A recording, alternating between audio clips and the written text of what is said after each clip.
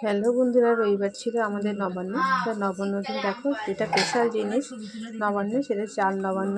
সেটা চাল দিয়ে সমস্ত রকম ফল দিয়ে দেখো ভালো করে মেখে নিয়েছি, দুধ দিয়ে, ক্ষীর দিয়ে, আর ঘি দিয়ে, গুঁড়ো দিয়ে দিয়েছি। তারপরে দেখো এখানে মানে পূর্বপুরুষদের, কাকপক্ষীদের, তুলসীকে, সবাইকে কিন্তু দিতে হয়। আর সব জায়গায় কিন্তু পুজোও দিয়ে দিয়েছি। তারপরে দেখো আমরা হাতে হাতে চাল নবান্ন নিচ্ছি, মানে বাড়ির যে গুরুজন তার কাছ থেকে হাতে নিতে হয়, তাকে নমস্কার করতে হয়। তো দেখো আমরা তার কাছ থেকে হাতে হাতে চাল নবান্ন নিয়ে নিচ্ছি, আর মাকে প্রণাম করে নিলাম।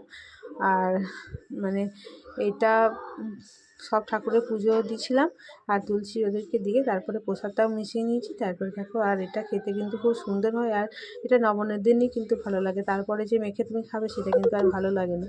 তো ভালো করে মেখে আমরা সবাই মিলে খেয়ে নিয়েছি, আরও কাকুরা আছে, সবাইকেই দিয়ে আমরা এটা খাচ্ছি। আর আমাদের চাল নবান্ন যদি ভালো লাগে